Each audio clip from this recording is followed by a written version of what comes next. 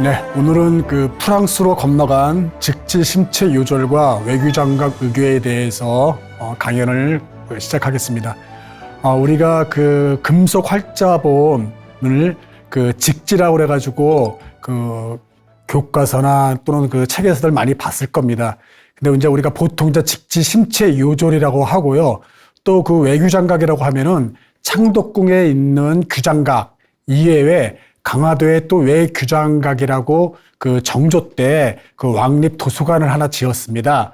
거기에 그 의궤들이 보관되어 있었습니다. 그런데 이 그 금속 활자본으로 인쇄된 직지심체 요절과 그리고 그 외규장각에 있었던 의궤가 이렇게 이제 프랑스로 이제 건너가게 된 거죠. 정확히 말하면 직지심체 요절 같은 경우는 그 이제 당시 그 고종 말년에 그 프랑스 공사에 의해서 그 가져가게 된 거고, 외교장각 의궤 같은 경우는 프랑스 군에 의해서 수탈된 것이라고 말할 수 있겠습니다. 근데 그 직지심체 요절과 외교장각 의궤가 프랑스에 있다가 다시 우리 이 한국으로 돌아오게 된 그 연유에 대해서 오늘을 좀 그 살펴보도록 하겠습니다. 이 직지심체 요절이 이 한국으로 돌아오게 된 그 계기에는 이 박병선 박사란 분의 이 공헌이 엄청 그 큽니다. 이제 이분께서 그 프랑스로 유학을 가면서 거기에서 이 직지심체 요절을 발견하고 이제 프랑스로부터 가져오기까지 많은 우여곡절이 그 있었던 것입니다. 세계 최초 금속활자 인쇄본이라고 우리가 알고 있는 이 직지심체 요절, 이거는 그 전까지만 해도 그 서양에서는 그 독일에 있는 구텐베르크가 1450년경에 처음으로 그 활자로서, 금속 활자로서 그 당시에 그 성서인가요? 그 처음으로 그 활자본을 해가지고 그 인쇄했던 것으로 우리가 알고 있었습니다. 그런데 이 1450년경에 독일의 요한네스 그 구텐베르크보다 우리가 먼저 약 73년 전에 이미 금속 활자본으로 이 책을 만들었다는 것이죠. 그래서 그것이 밝혀지니까 아주 상당히 놀라웠던 그러한 그 일이었던 것입니다. 그래서 이 직지심체 요절이 발견됐고 이것들이 공식적으로 인증받기까지의 그 과정이 험난했던 거를 그 박병선 박사란 분께서 그것을 이제 그 책을 발견하고 또 그걸 증명했던 그 분이신 거죠. 이 박병선 박사 이분은 1950년경에 그 서울대 역사교육학과를 졸업하고 이제 55년인가요? 그때 이제 그 프랑스로 유학을 가게 됩니다. 그때 당시는 이제 6.25 전쟁이 이제 끝나고 그럴 때였기 때문에 그 여학생이 외국으로 그 프랑스 비자를 받고 나가서 그 유학생으로 공부했던 게 아마 여자 유학생으로서 그 최초였던 그 여성이었다라고 알려져 있기도 합니다. 이 박병선 이 박사가 프랑스에 가서 이제 프랑스 국립도서관에서 일을 하게 됩니다. 그 프랑스 국립도서관에서 이제 일을 하게 된 어떤 그러한 것도 배경에는 유학 생활을 하면서 이제 많은 그런 또 이제 책들을 봐야 됐기 때문에 어떤 그 책을 보기 위해서 파리 국립도서관에서 많은 책을 빌리고 거기서 공부를 많이 했었나 봅니다. 그러니까 동양에서 온 한 여학생이 도서관에 와가지고 많은 책을 빌리기도 하고 보기도 하니까 그 눈에 띄었나 보죠. 그리고 또 그 박병선 그 박사가 쓴 그 논문을 보고 나서 이 학생이 우리 도서관에서 그 어떤 이제 그 근무를 하는 것을 제의했다고 합니다. 그러니까 박병선 박사는 여기서 근무를 하게 되면 더 많은 책도 볼 수 있기 때문에 숨겨져 있는 그런 책들도 자기가 찾아볼 수 있고, 그래서 흔쾌히 프랑스 국립도서관에서 일을 했다고 합니다. 이제 그것이 이 연유가 돼가지고 이제 이런 직지심체 요절을 찾아낼 수 있었던 어떤 그런 또 이제 이유가 될 수 있었던 것이었죠. 이렇게 이 박병선 박사는 프랑스 국립도서관에서 일을 하면서 또 그 대학을 다니면서 학위를 받습니다. 그래서 그 박병선 박사는 프랑스 국립도서관에서 근무하면서 일을 하면서도 그 60년대, 70년대 거쳐가지고 그 동양사학 학위도 따고요. 또 역사학 박사, 또 그리고 종교학 그 박사 이 학위를 이어서도 그 박사학위를 2개나 받았다고 합니다. 이렇게 뭐라 그럴까요? 공부도 열심히 하면서 유학 생활을 하면서 또 그 도서관에서 많은 책들을 보게 됐었다고 합니다. 그 또 하나의 그 이유는 이 박병선 박사가 이 서울대학교에서 이 학생으로 있었을 때 그의 그 스승이었던 분이 뭐 이병도 교수님인가 그랬다고 합니다. 그런데 이제 그분께서 그 이제 유학을 간다고 하니까 그러면 프랑스에 그 우리나라에서 그 약탈해간 외교장각 그 도서들이 많이 있다. 그러니까 그것을 한번 찾아 그 보는 것도 괜찮을 것 같다 그래가지고 그것이 항상 그 머릿속에 있었기 때문에 그것을 염두에 두고 그 도서관에 있으면서도 그 외교장각에 있는 도서들을 찾고자 계속해서 그 생각을 하면서 그걸 또 그 실천했었다고 합니다. 이제 그렇게 이제 그 도서관에서 이 외교장각 도서를 찾으려고 계속해서 이제 그 노력을 하고 있었는데 보통 이렇게 이제 그 도서관에는 아마 그 강화도에서 가져간 외교장각 도서가 아마 이 프랑스 국립도서관에서는 있지 않고 해군성의 어떤 그 도서관이나 해군성과 관련된 곳에 많이 있을 거라고 생각을 했다고 합니다. 그래서 그쪽으로만 계속해서 찾으러 다녔었는데 모두가 없었다고 해요. 그러던 와중에 어떠한 이제 자기의 그 친구 지인이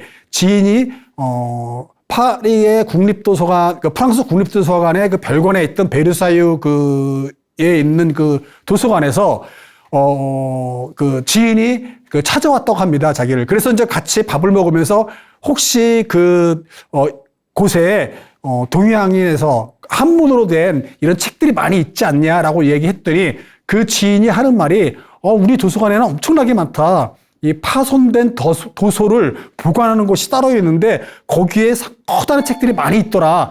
그래서 이 박병선 박사는 그곳에 가서 그것을 많은 한문으로 쓴 책들을 봤다고 합니다. 그래서 그 책들을 좀 자기가 볼 수 있도록 이제 거기 이제 도서관 관장이겠죠. 허락을 좀 해달라고 했지만은 허락을 해주지 않았다고 해요. 그래서 계속해서 이제 찾아가서 좀 허락을 해주십사 해가지고 결국은 허락을 받았다고 합니다. 그래서 그때부터 거기에 있던 그 책자들을 이 박병선 박사가 열심히 찾아보고 그리고 이제 들여다봤다고 합니다. 그랬더니 여기에서 백운 화상 초록불조 직지심체 요술이라는 책을 봤다고 해요. 그래서 그 책이 뭔가 하고 자세히 들여다봤더니 깜짝 놀랐다고 합니다. 우선 이 백운화상 초록불조 직지심체 요절이라는 뜻은 뭐냐면은 백운화상이라는 고승이 부처님의 어떤 그런 말씀 그리고 또는 그런 어떤 내용들 이러한 것들 갖다가 이제 본따 가지고 이제 옮겼다. 이제 본따 가지고 따로 썼다. 이제 뽑아서 썼다. 뭐 이런 뜻입니다. 그것이 바로 직지심체 요절. 그러니까 중요한 문구들을 이제 따로 따로 뽑아내가지고 중요한 내용들을 갖다가 이제 책자로 만든 겁니다. 그리고 직지심체가 이런 뜻이라고들 하네요. 어떠한 바른 마음, 그러니까 선을 통해서 바른 마음을 갖게 되면은 그 바른 마음이 바로 부처님의 마음이다. 뭐 이런 뜻이라고들 말합니다. 그런 뜻이기 때문에 이제 이 책이 그때 당시에 그러니까 저 당시면은 이제 고려 시대 공민왕 때입니다. 그러니까 공민왕 때에 저 책을 직접 이제 입적하기 2년 전에 손수 그 수고본으로 그 손으로 썼던 책이라고 합니다. 그런데 그 책이 손수 책을 만들었는데 그 책이 이제 그 요조라고 해서 또 한 5년 뒤에 그의 제자들이 저 그 내용을 손수, 백운, 하상, 고승이 쓴 책을 그 제자들이 이제 그 입적하시고 5년 뒤에 고려 우왕 때 다시 그 책을 만들었던 겁니다. 그런데 놀랍게도 그 책 끝부분에 그 뭐라고 쓰여 있냐면은 이런 이제 그 내용이 있었던 것이었죠. 우선적으로 이 직지라고 하는 이 책은 이 구텐베르크보다 인세본보다 73년이나 앞선 책이라는 것이었습니다. 그래서 아주 세기가 놀랄 만한 것이었지만은, 이 동양에서 온 박병선 박사, 그 당시에는 학생이었겠죠. 유학생이 아무리 얘기한들 그것이 어떤 그 증명할 방법이 적었고, 그리고 잘 믿겨지지 않았기 때문에, 이 책의 진가를 알리기가 힘들었습니다. 그래서 한 3년 동안을 아주 조용하게 이것을 금속 활자로 인쇄됐다는 것을 밝히기 위해서 증명하는 데 시간을 보냈다고 합니다. 어쨌든 그런 우리가 아까 얘기했던 어떤 백운, 화상, 초록, 불조, 즉 심체 요절이 이 책의 제목이고요. 우리가 간단하게 직지라고 부르거나 또는 직지 심체 요절이라고 말하는 책입니다. 이렇게 직지는 구텐베르크가 만든 금속활자 인쇄본보다 73년이나 앞서 있었다라는 것을 우리가 어떻게 알 수 있었냐면은 바로 이 책 뒷부분에, 끝부분에, 맨 마지막 부분에 고려 우왕 7월 청주 흥덕사에서 금속 활자로 찍어 널리 배포했다 라고 써 있었습니다. 그렇기 때문에 이것이 이제 이 박병선 박사가 이 책을 보고서 깜짝 놀랐던 것이었죠.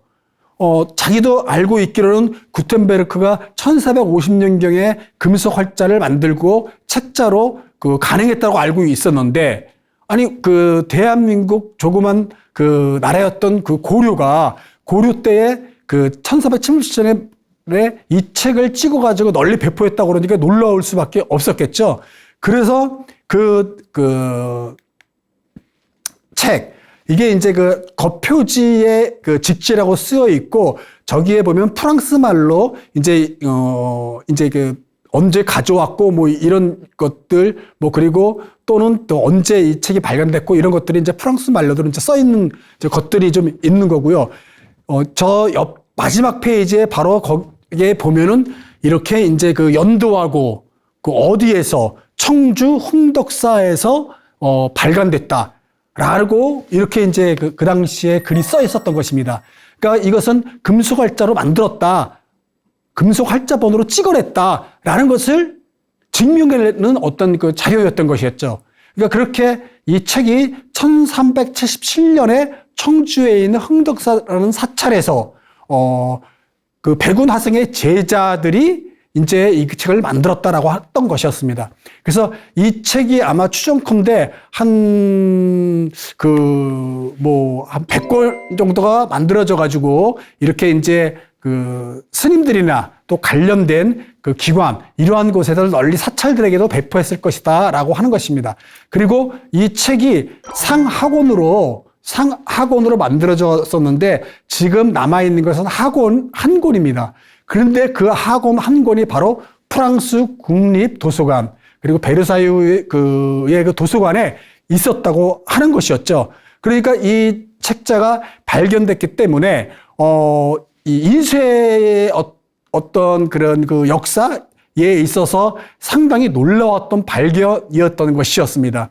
그러니까 박병선 박사는 이것을 갖다가 이 책에 나와 있던 것만 갖고도 이야기하기가 어려웠기 때문에 이 책에 나와 있던 이 사실 어떻게 이 세계에 이걸 갖다 알릴까 고심을 많이 하고 이 고증 작업에 많이 들어갔다고 합니다.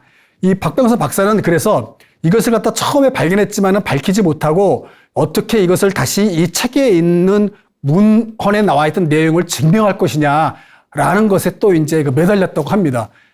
이 박병선 박사는 그래서 이 활자에 나와 있는 이것이 금속 활자인지 아니면 나무 목으로 만든 나무 목판인지 이것을 또 증명해야 되지 않습니까? 그래서 이 박병선 박사는 이 진흙으로도 만들어 보고요. 또는 나무로도 만들어 보고요. 여러 가지를 활자를 만들어 가지고 찍어봤다고 합니다. 그래서 뭐 오븐에도 구워보고 여러 가지 그 방법을 다 해봤는데 이게 그 책에 있는 활자본하고 똑같지를 않았다고 해요. 그래서 계속해서 만들다가 마지막에 그 인쇄 그러니까 그 철공소 이 활자를 쇠로 만드는 곳에 가서 직접 이것을 갖다가 만들어 달라고 해가지고 실험을 했다고 합니다.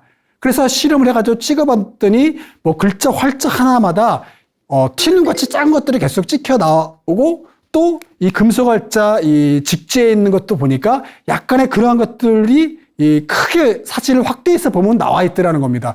그래서 이건 왜 그러냐 그랬더니 이 철공소에서 활자를 주자를 했던 그 사람들의 말에 의하면 쇠로 만든 글자들은 조그맣게 이 쇠를 부어서 만들기 때문에 잘라내도 약간의 어떤 그러한 것들이 묻어서 나온다라고 했다고 합니다. 그래서 이 박병선 박사는 그것을 듣고 나서 다시 한번 그 직지에 있는 글자들을 맞춰보니 너무나 확실하게 이거는 금속으로 만든 것이라고 확신을 가졌다고 이야기합니다. 그리고 또 한 가지는 이 목판과 금속 활자의 다른 점은 뭐냐면은 어떤 그런 금속 활자 같은 경우에는 무언가 이 뭐라고 그럴까요? 이 거친 면? 뭐 이러한 것들, 이러한 것들이 이게 찍어봐서 가지고, 먹으로 찍어가지고 이렇게 보면은 자세히 들여다보면 그런 것들이 또 표시티가 구분이 된다고 합니다. 어쨌든 여러 가지 다양한 검증을 통해서 이것은 금속 활자라고 증명을 했습니다. 그때 당시에 이 목판이 고려 때부터 고려 이전 신라 때부터도 유행이었고 많은 책을 많은 책을 인쇄를 할 때는 목판이 유리했지만은 어떤 적은 양의 책을 만들어서 나눠주고 할 때 목판은 오히려 경제적으로 비효율적이었다고 합니다. 왜냐하면 목판을 한 판으로 만들어서 몇 부밖에 안 만드는 건 너무 비경제적이었던 것이었죠. 하지만 금속 활자 같은 경우는 움직이는 활자이기 때문에 활자를 한 글자 한 글자 맞추면서 책자를 만들어내는 것이었기 때문에 더욱더 적은 책자를 만들 때는 이것이 더 오히려 경제적이다라고 늘 얘기를 했습니다. 그리고 또 금속 활자 같은 경우는 이런 목판과 다르게 이렇게 글자들이 먹으로 글자들을 종이를 붙이고 먹으로 찍었을 때는 이 활자들이 움직이는 거기 때문에 서로 밀리기도 하고 또 다음에 또 찍었을 때는 또 다시 또 옆으로 위로 이렇게 밀리기 때문에 약간의 차이들이 났다고 합니다. 칸수나 글자들 사이사이가요. 근데 목판 같은 경우는 그러지가 않죠. 한 판에 다 새겨가지고 조각해서 찍어내는 것 때문에 아주 똑같았었죠. 계속해서 찍어내도. 여러 가지 그런 것을 갖다가 증명해내서 결국 박병선 박사는 이것이 금속 활자로 1377년대 만들어진 책자라는 것을 결국 증명해냈습니다. 그런데 이제 이런 책자들이 이렇게 증명을 해내고 또 이제 좀 나중에 제가 이제 다시 한번 설명해 드리겠지만은 이런 만국 박람회에 전시를 했음에도 사람들이 이렇게 뭐라 그럴까요? 이렇게 놀랄만한 이런 눈으로 바라보질 않았다고 해요. 이제 그건 이제 좀 이따가 이제 설명을 해드리도록 하고 그런데 어떻게 이 직지심책 요절이 이 프랑스로 이제 가져가게 됐냐면은 이 1800년도 말에서 1900년도 초에 그때 당시에 우리나라의 주한 프랑스 공사 그가 플랑시라는 공사가 그때 당시에 이 한양에 있었습니다. 그러니까 이 사람은 이 프랑스 공사가 우리나라에서 근무를 하면서 고소들을 수집했고요. 그림들도 많이 수집을 해가지고 프랑스로 많이 보냈다고 합니다. 이렇게 한 3년 정도를 조선에 있다가 다시 또 일본에 가서 한 5년 정도 근무하고 또 다시 들어왔다고 합니다. 그래서 상당히 한 10년 동안 다시 돌아와서 한 10년 동안을 이 조선에 있으면서 또 많은 고도서를 수집하고 그 문화재를 이렇게 이제 모아서 자기가 이제 또 프랑스도 보내기도 하고 또 계속해서 모아 두었다고 합니다. 그래서 이렇게 이제 우리나라의 어떤 그런 문화재들을 수집해 썼다고 해요. 그때 아마 모아져 것들 중에서 하나가 이 직지심체요절 학원이었다고 합니다. 그래서 이때 자기가 갖고 있었던 것을 갖다가 이 공사에 10년 동안 근무를 하고 프랑스로 그때 돌아갈 때 아마 가져갔던 것 같습니다. 이 꼴랭드 프랑스 이 공사는 또 한편으로 유명했던 또 일화가 있는데 그것은 조선의 아주 궁중 부위와 아주 당시에 사랑에 빠졌던 이런 사람이기도 합니다. 그래서 조선 최초의 다시 또 조선 궁중 리진 또는 리심으로 알려져 있는 사람인데 이 궁중 부위 조선 여인과 함께 프랑스로 귀국할 때 같이 가죠. 그리고 나중에 또 다시 또 이제 이 여인은 조선에 와가지고 좀 안타깝게 자살을 했다고 알려져 있어서 이게 소설로도 많이 이렇게 알려져 있는 인물입니다. 이런 플랑시가 이제 이런 많은 책자들과 문화재급을 갖다가 자기의 나라 프랑스로 가져가서 경매장에 1911년인가요? 1911년에 경매장에 내놨다고 합니다. 그때 골동품 수집가인 앙리 베베르라는 사람이 여러 가지 샀던 것들 중에서 하나가 바로 직지심체 요절이었다고 해요. 그랬는데 이 직지심체 요절이 골동품 수집가의 손에 들어가서 있다가 아마 그 사람이 돌아가실 때 프랑스 국립중앙도서관에 기증을 했다고 합니다. 그래서 기증이 됐어서 이 직지심체 요절이 이 프랑스 국립도서관에 있게 되었던 것입니다. 그래서 이렇게 다행히 그 책이 진가를 제대로 알진 못했지만 그래도 골동품 또는 고도서를 수집하는 그런 사람들에 의해서 버려지지 않고 보관되어 있다가 프랑스 국립도서관에 맡겨지게 됐던 것이었습니다. 그렇게 이제 이 책은 프랑스 공사가 가져간 이후로 1950년도에 이 프랑스 국립도서관의 단독 금고에서 보관되어 현재까지도 있는 것입니다. 현재까지도 이 프랑스 국립도서관의 이 단독실에 보관되어 있던 것은 바로 이 1377년에 금속 활자로 이 책을 만들었다는 것이 증명됐기 때문에 인류의 상당히 귀중한 문화재로 인정받았기 때문에 이제 그런 것이었죠. 박병선 박사는 이것을 인정받기 위해서 이게 금속활자로 만들었다는 것을 이제 아주 많은 실험을 통하고 또 고증을 통해서 검증해내서 그 당시 프랑스에서 열렸던 만국 박람회 한국관에서 전시를 했다고 해요. 그랬는데 상당히 인기도 없었고 잘 알려지지도 않았었는데 이것이 이제 우리 한국 서울 특파원에 의해 한국에 있는 특파원에 의해 가지고 우리나라에 알려졌다고 합니다. 그래가지고 이것이 커다란 향을 일으켰죠. 그래서 프랑스 국립도서관에서는 박병선 박사에게 자기들한테 알리지 않고 이렇게 이 중요한 비밀스러운 이 사실을 절차를 밟지 않고 알렸다라고 그래가지고 이렇게 징계도 받고 막 그랬었다고 해요. 그래서 상당히 거기에서 이제 나와가지고 다시 또 다른 곳에 가서 또 이제 근무를 하게 되고 막 이런 어려움을 겪었다고 합니다. 그래서 우여곡절 끝에 이렇게 직지심체 요절이 이제 제대로 인정받지 못하다 하고 있다가 이제 나중에 이제 뭐 98년, 99년 막 이렇게 계속해서 이제 이런 전시가 되고 또 우리나라에서 한국 정부가 98년인가요? 이제 유네스코 세계 기록 유산으로 그 등재를 이제 그 신청을 했다고 합니다. 그러나 이 유네스코에서는 이 간행은 한국에서 했어도 보관은 프랑스에서 하고 있기 때문에 프랑스와 한국이 공동으로 신청을 해라라고 했는데 프랑스가 거부를 했습니다.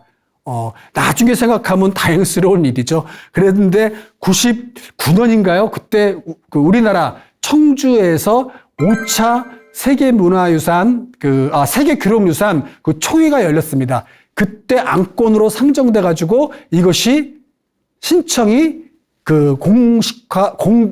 공인된 겁니다. 그래서 인정받아가지고 2001년도에 세계기록유산으로 등재가 됐습니다. 이렇게 해서 이제 그 직지심체 요절이 세계 인쇄 어떤 기술 인쇄 기술 역사에 있어서 세계 최초로 우리가 금속 활자를 만들어서 책자를 만들었던 이러한 이제 세계 기록 유산에 갖고 있게 됐던 것이었습니다. 이러한 이제 그 연유로 이제 있는 것이고요. 하지만 안타깝게도 이 직제심체 요절 책은 국립도서관이 소장하고 있는 것이죠. 이 프랑스 이제 군에게 또 약탈된 또 외교장과 그 도서들이 많이 있습니다. 그 이유는 1860년에 그 프랑스군이 이제 강화도로 들어와 가지고 우리 강화도의 그 도서관, 외교장각을 아주 불태워 버리죠. 그리고 거기에 많은 그 책들, 도서들을 갖다 약탈해 갑니다. 그때 우리 외교장각에 있었던 중요한 의궤들을 가져가겠던 것이었죠.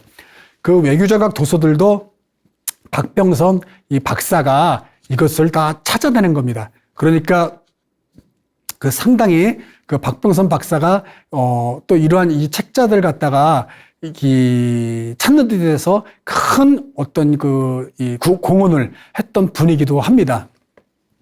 이 외교장각 도서를 우연히 이제 찾게 되는데요.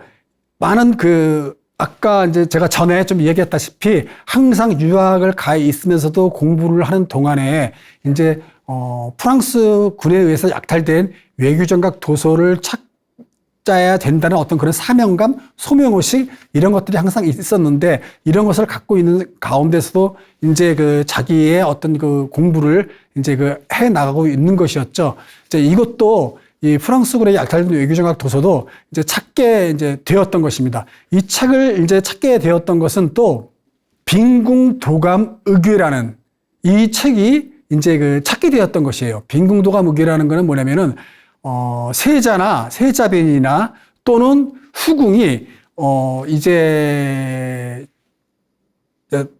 돌아가시면은 이제 그 시신을 모시는 정각, 즉 빈전이라고 하는데 그 빈전에 그 시신을 관에 넣고 그 빈전에 모십니다. 그때까지의 어떤 그 절차, 과정 이런 것을 의궤 책에다가 기록해 두는 거예요. 그러니까 글이나 그림이나 이런 것들로. 근데 이것이 그 박병선 박사가 빈궁도감의궤를 이제 발견하게 됐던 것이었죠. 그래서 그때까지만 해도 우리 한국에서도 이 의궤들은 뭐 이렇게 분상용 의궤라고 그래가지고 많이들 여러 개들 있었는데 중요한 거는 왕이 보는 의궤, 어람용 의궤라고 그래가지고 그것은 별로 없었다고 합니다. 그리고 외교장각에는 바로 이 어란용 의궤가 여기에는 보관되어 있었던 것이었죠.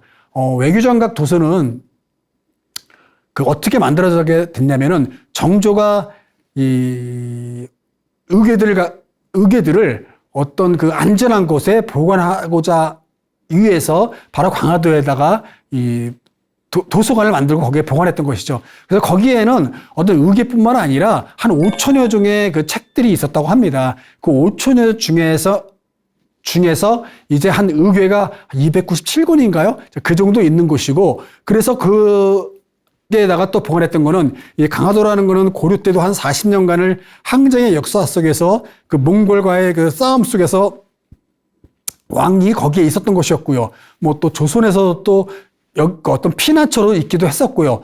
또 어떤 그 청이나 뭐 이렇게 서양에서 왔을 때도 이 강화도가 전략상 되게 중요했던 곳은 바로 강화 해협이 이렇게 그 물살이 세고 또는 드넓은 갯벌 때문에 이렇게 그 강화도로 상륙하기가 힘들었던 지형이라고 합니다. 그래서 안전상 상당히 좋은 그 지역으로서 그 생각을 했기 때문에 이 책자들이 창덕궁에 있는 규장각과 춘추관 이런 데도 사고 널리 그 보관되어 있었지만 그 왕이 보는 어람령 의궤도 또 이 외규장각에 이렇게 이제 그 보관되어 있었다고 그 합니다.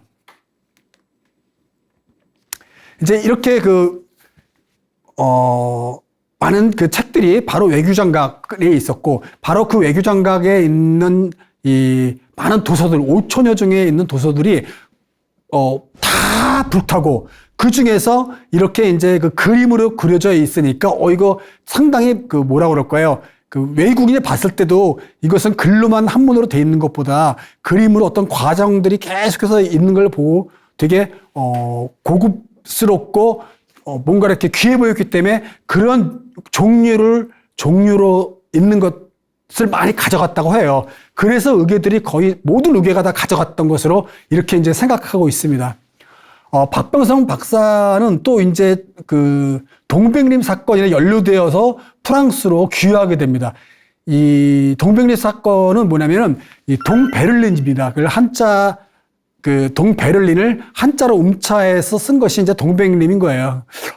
1967년에 그때 당시에 이제 그 중앙정보부라고 상당히 정권 유지를 위해서 많은 그 불법과 그리고 부정적인 일들이 많았었다고 합니다. 특히 그 당시에 이제 그 박정희 대통령 시대였기 때문에 상당히 그 어떤 그 뭐라 그럴까요? 반공사상 이런 것들이 투철해야 됐고 중앙정보부가 그러한 그 일들을 조작하기도 하고 또 상당히 그 예민하고 민감한 그러한 그 분위기였었죠. 이 동베를린에 북한 대사관이 있는데 거기에 서유럽의 유학감 그리고 많은 그 학자들과 문화인들이 이 동베를린에 있는 북한 대사관에 드나들었다고 합니다. 그래서 그들을 간첩죄를 적용해가지고 그들을 그 잡아서 한국으로 이제 데려왔었다고 해요. 중앙정보부에서.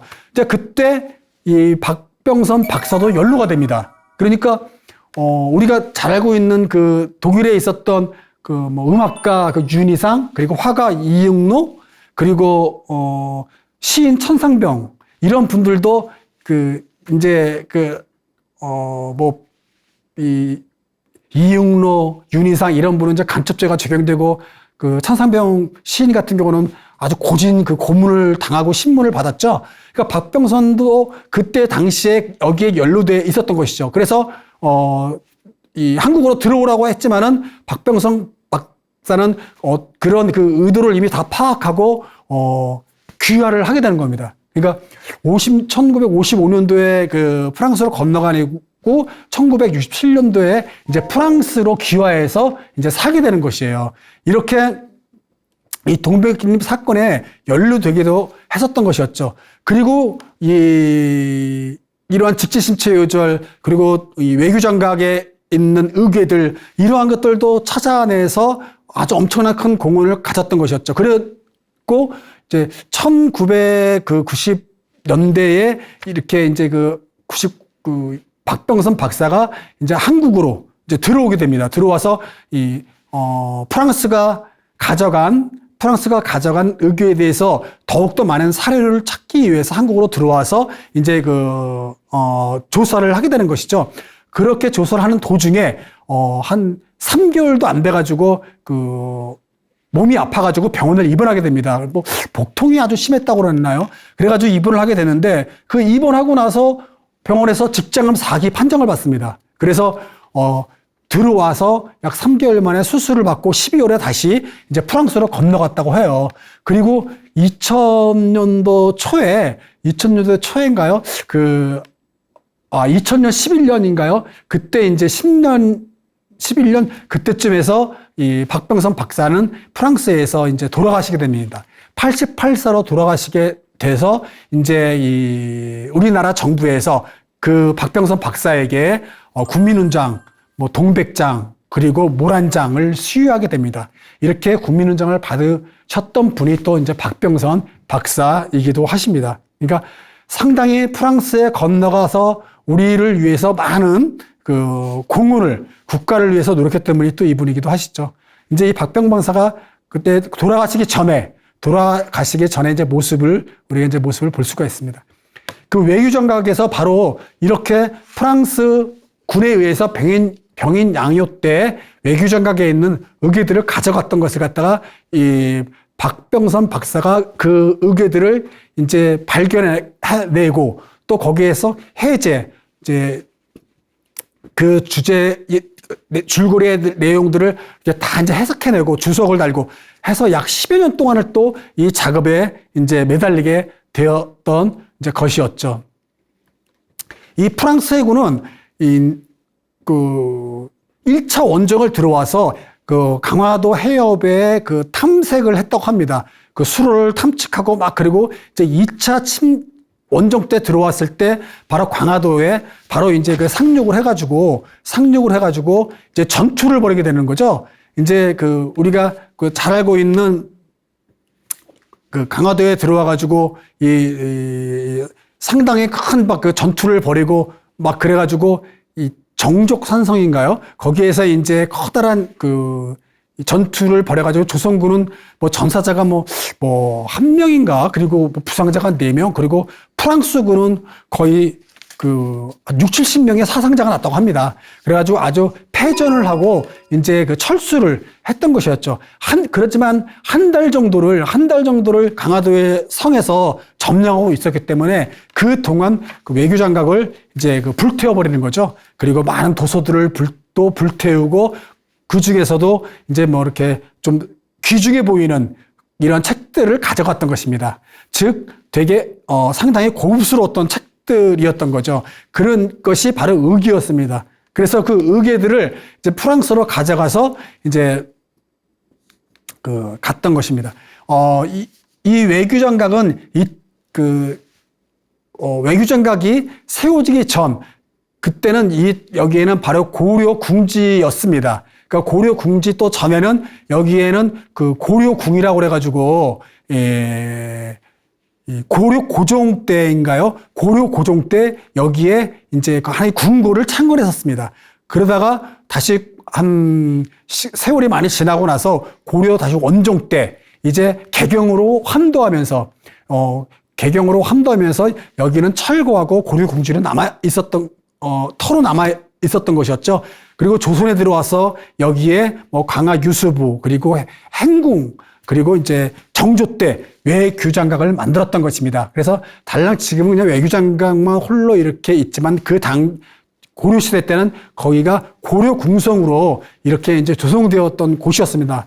바로 그곳에 외교장각을 만들었던 것이었죠. 이 외교장각은 2003년에 복원된 것입니다. 그래서 뭐 2002년도에 프랑스 국립도서관에 있었던 외교장각 의궤가 이제 반환을 해야 된다는 이러한 것들이 지금 상당히 그 논의가 진행되고 1990년도부터 있었습니다. 그러니까 이제 그것을 가지고 이제 많은 논의가 있었기 때문에 그것을 이제 그러한 와중에 외교장각 정각을 세웠던 것이죠. 이제 어람용 의궤가 바로 프랑스 국립도서관에 거의 다 있는 것이었고요. 분상용 의궤는 우리 이제 한국학중앙연구원 장사관이라든지 또는 국립중앙도서관이든지 아주 많이 분상용 의궤는 있었던 것입니다. 어람용 의궤는 왕만이 보는 의궤를 말하는 거고 분상용은 이 어람용과 똑같은 유일한 의궤이지만은 이 업무 과정을 봐야 되는 이런 관청에게 보내주기도 하고요. 또는 신하들에게 나눠주기도 했고요. 이러한 것들이 이제 이제 어람용과 분상용으로 좀 다르고요. 또 어람용은 이제 파란색, 분상용은 붉은색, 그리고 종이 재질도 다르고 여러 가지 약간의 내용이었습니다. 그러니까 바로 어람용은 이러한 어떤 책자로 상당히 좀 뭔가 고급스러워 보이는 이러한 그 모습이었고요. 분상용은 이러한 책자입니다. 그래서 살릉도감의계라는 거는 바로 이제 왕이 5개월장을 마치고 나서 왕릉에 이제 묻히기까지의 그 과정들을 이제 다 물품, 그리고 동원된 인원들, 그리고 경비들, 이런 것들이 다 이제 포함돼서 여기에 책으로서 그림까지도 마무리가 됐던 것이었고요. 이렇게 똑같은 내용이지만은, 지금 현재 오른쪽에 있는 것은 분상용, 그리고 왼쪽에 있는 것은 바로 어람용입니다. 그래서 약간의 그 차이가 있는 모습도 볼 수 있습니다. 바로 어람용 저것이 이제 프랑스로 이제 가 있었던 것이죠. 그러한 것들이 바로 프랑스의 1990년도에 93년인가요? 92년 그때 당시에 미테랑 대통령이 이제 우리나라에서 경부 고속철도를 떼제베이가 따내기 위해서 그러한 것들을 이제 우리나라와 협상할 때 바로 의계 한 권을 갖고 옵니다. 그러면서 모든 의계들을 다 반환할 것처럼 하지만은 그 약속이 진행되지 않고 합의가 이루어지지 않았습니다. 그러다가 나중에 서야 이제 2000년도 초인가요? 그때서야 이제 우리나라 대통령과 그리고 프랑스 대통령이 G20 정상회의인가요? 그 정상회의 때 이제 약속을 했던 것이죠. 5년 임대로 갱신 계약을 하면서 우리나라에게 반환했던 것입니다. 그래서 지금 우리가 의계를 297권을 145년 만에 귀환해서 지금 현재 우리나라의 지금 국립중앙도서관에 이제 있는 것이죠. 책자가 지금 국립중앙도서관이 아니라 국립중앙박물관에 이제 우리 반환된 데에서 우리가 의계를 볼 수가 있습니다. 그래서 5년마다 지날 때마다 임대해서 보는 것이기 때문에 현재 이 의계는 뭐라고 그럴까요? 우리의 소유권은 없는 것으로 지금 되어 있습니다. 그래서 앞으로 계속해서 우리가 추후 조치를 취해가지고 우리의 나라의 어떤 문화재이기 때문에 우리의 것으로 받아들여야 앞으로 이제 진정한 우리의 소유권을 가질 수 있을 것 같습니다. 이렇게 직지와 의계는 박병선 박사라는 그분이 엄청난 노고와 어떤 문화재를 환수받으려는 사명으로 인해 가지고 그의 평생의 어떤 그러한 일환으로 인해서 우리 고국에 귀환하게 됐습니다. 네, 강의 마치도록 하겠습니다.